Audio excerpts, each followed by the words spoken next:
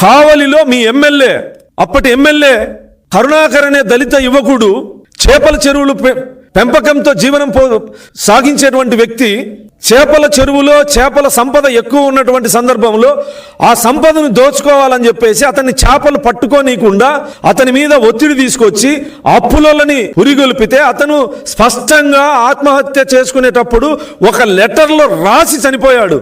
నా మరణానికి ఎమ్మెల్యే దగ్గర ఉన్నటువంటి వ్యక్తులు ఎమ్మెల్యే కారణమని రాసి చనిపోతే కనీసం నీ పార్టీ వాళ్ళని మందలించినటువంటి సందర్భం ఉందా? వాళ్ళని పార్టీ నుంచి సస్పెండ్ చేయగలిగావా? లేదా వాళ్ళని శిక్షించండి అని చెప్పగలిగావా? లేదా ఆ కుటుంబాన్ని పరామర్శించావా?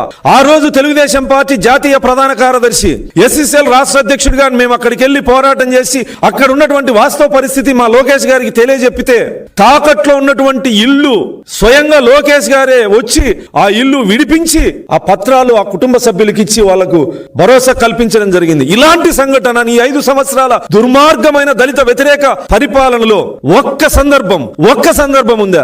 ఈ రోజు కేవలం దళితుల్లో చిచ్చు పెట్టడానికి, దళితుల్ని తెలుగుదేశం పార్టీకి కూటమి ప్రభుత్వానికి వ్యతిరేకంగా చేయాలనే ఒక నీచ సంకల్పంతో నేరస్తుల్ని, కరుడుగట్టిన నేరస్తుల్ని, సమాజంలో అసంఘిక చర్యలకు పాల్పడుతున్నటువంటి వ్యక్తుల్ని, అసలు ఈ ఒక రాష్ట్రానికి ముఖ్యమంత్రిగా చేసినటువంటి వ్యక్తి గంజాయి అమ్ముకుని బతికేటువంటి వాళ్ళకి, భూ కబ్జాలు చేసేటువంటి వాళ్ళకి, రౌడీ షీటర్లని పరామర్శించేకి వెళ్తారండి? మీరు ఎంత దిగజారిపోయారో అర్థమవుతుందా? జగన్మోహన్ రెడ్డి నేరం చేసిన వాళ్ళని కులాలను అంటగడుతూ నీ ప్రభుత్వంలో జరిగినటువంటి సంఘటనలన్నీ ఎక్కడా కూడా మీరు స్పందించకుండా, మీరు వాటి గురించి మాట్లాడకుండా, వాటి మీద చర్యలు తీసుకోకుండా ఈ రోజు ఒక పోలీస్ అధికారిని, విధి నిర్వహణలో ఉన్నటువంటి ఒక పోలీస్ అధికారిని నడి రోడ్డు మీద దాడికి పాల్పడితే, హత్యాయత్నానికి పాల్పడితే అలాంటి రౌడీ షీటర్లని, అలాంటి సంఘ విద్రోహ శక్తుల్ని పరామర్శించడానికి వెళుతూ నువ్వు ఒక నేరస్తుడివి, ఒక నేర స్వభావం కలిగినటువంటి వ్యక్తివి. కాబట్టి నీకు రాష్ట్రం కోసం పనిచేసినా,